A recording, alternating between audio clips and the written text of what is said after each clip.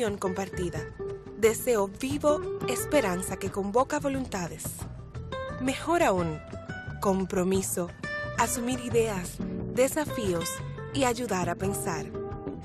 Ojalá también es tarea nuestra y suya, convertir ilusión en realidad de bienestar. Con ustedes, despuntando el día, ojalá.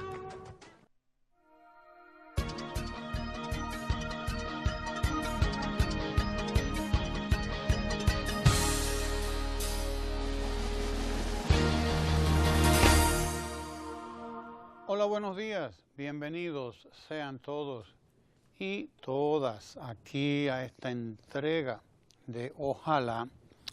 Varias informaciones que voy a compartir con ustedes rápidamente. La primera tiene que ver con la participación del ministro de Hacienda, Simón Lizardo, en una rueda de prensa en el Palacio Nacional ayer, en la que respondía declaraciones de uno de los principales candidatos de la oposición que reclamaba informaciones sobre los gastos de la presidencia en determinadas áreas. Las informaciones ofrecidas por Simón Lizardo están claras, son transparentes, además porque están transparentadas tanto en el presupuesto de 2015 como en el presupuesto del 2016. Los presupuestos, si tienen algo, es que son o tienen que ser lo más transparentes posible. Los cálculos de los que se valió el candidato de la oposición son cálculos que están en el presupuesto. Si usted quiere ir a ver a qué están consignados, pues usted va primero al presupuesto y luego va a la ejecución de los presupuestos en cada institución. De ahí usted va a obtener los resultados, de ahí usted va a sacar la información sobre cuál es el uso que se hace de los recursos del Estado. Lo que está presupuestado, lo que está ejecutado. Todo tiene que ser transparentado, porque además las instituciones exigen Cámara de Cuentas, etcétera, Banco Central, Oficina Nacional de Estadística, a todas las instituciones del Estado, sobre todo esas que he mencionado, hay que enviar los informes de las ejecuciones presupuestarias. De manera que hace bien el ministro Mesquita, Simón Lizardo Mesquita, al informar a la población, al orientar a la población sobre y al aclarar también sobre cuál es el destino, sí, de cada una de las partidas presupuestarias a las que se puso en entredicho en las informaciones de la oposición.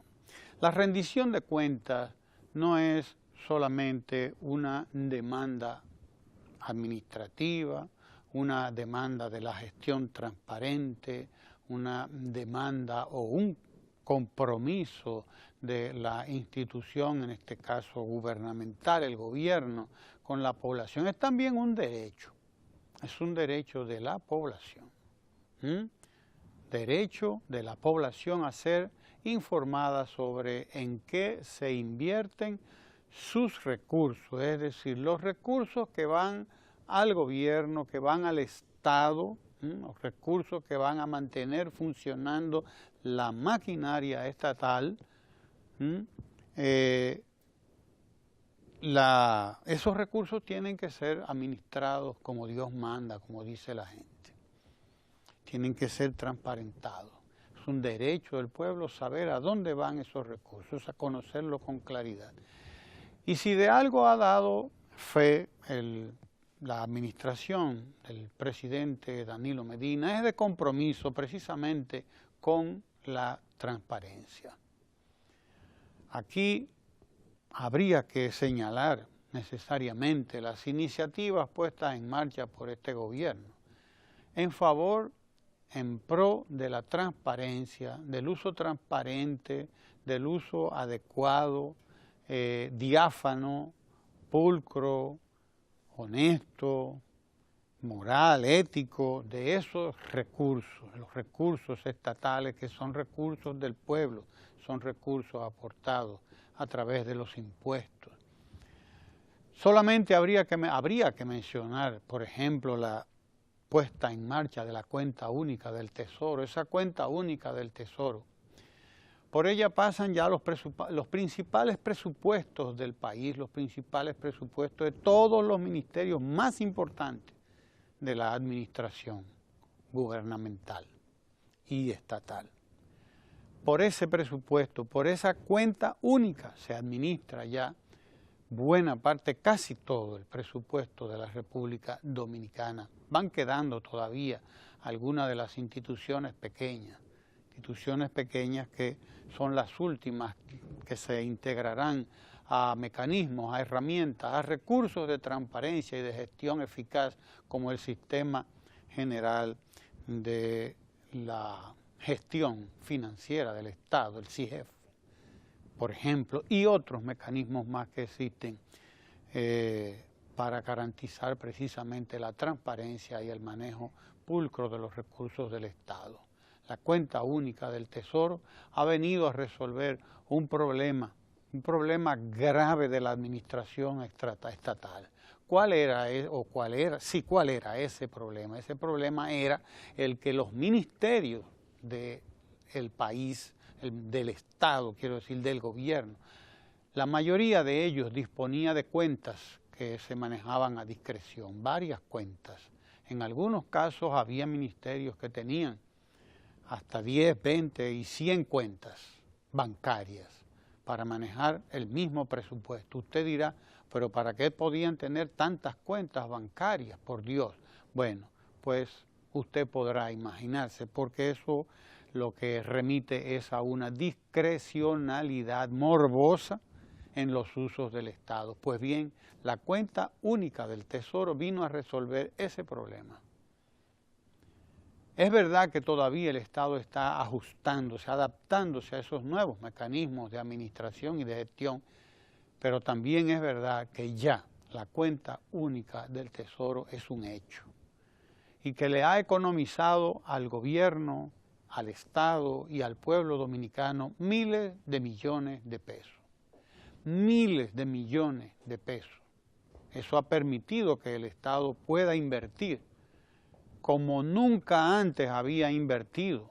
Basta con que mencionemos el 4% del Producto Interno Bruto, que por primera vez se ha invertido y se invierte en la educación dominicana. 3 años consecutivos y ya va para el 4º año la inversión del 4% del Producto Interno Bruto, es decir, de toda la riqueza que produce el país al Sistema Nacional de Educación, al Ministerio de Educación.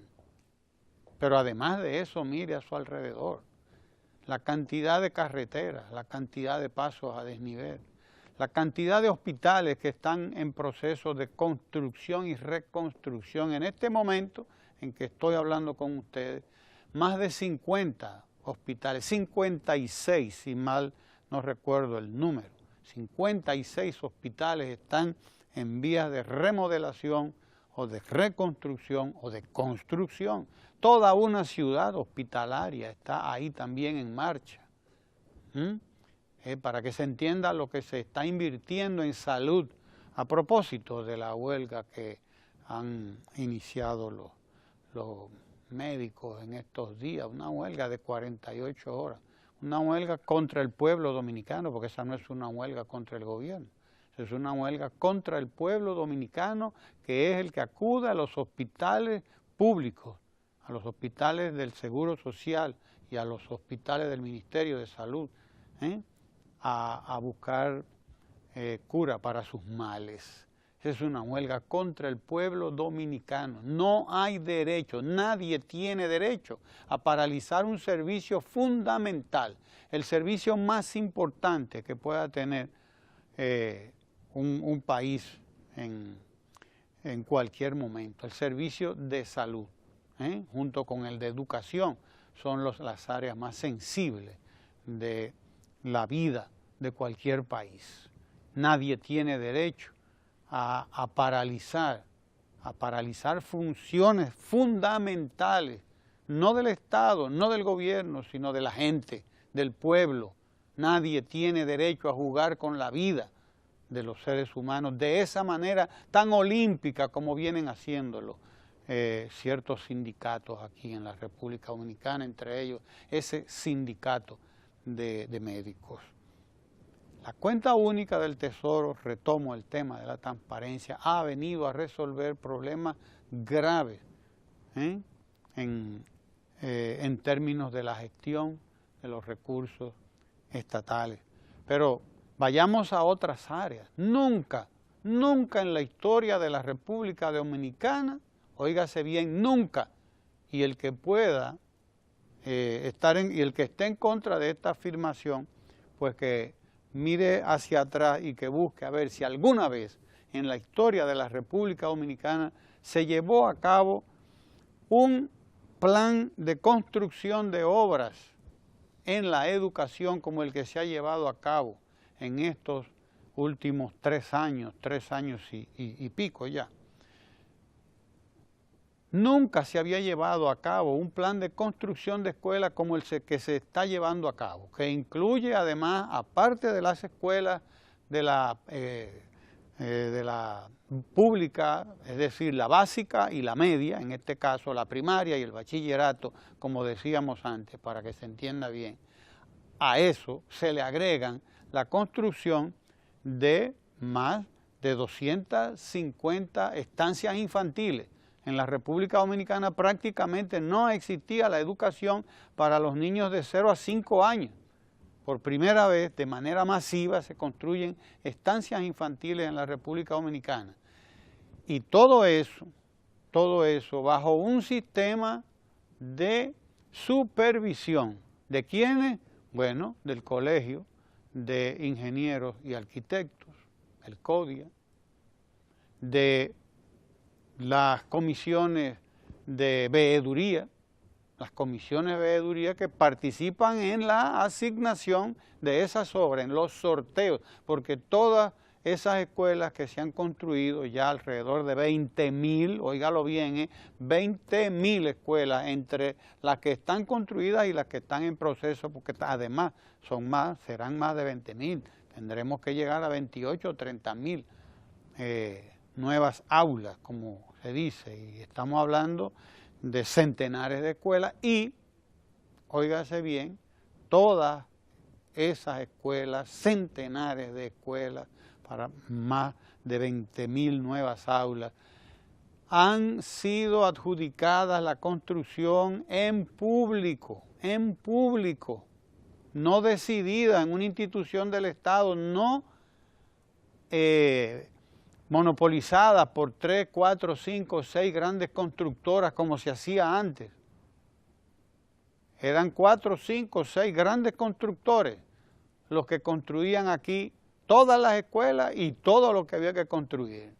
Bueno, pues en estos años de gobierno del presidente Danilo Medina, miles de ingenieros, millares de contratistas, albañiles, electromecánicos, personal de electricidad, etcétera, han participado en la construcción de esas escuelas. Y dicho sea de paso, muchos de ellos, muchísimos de ellos, miles, son ingenieros nuevos, jóvenes, recién graduados, que no se hubieran topado por mucho tiempo o nunca probablemente se hubieran topado en su vida con una construcción, con un proyecto de construcción de millones de pesos.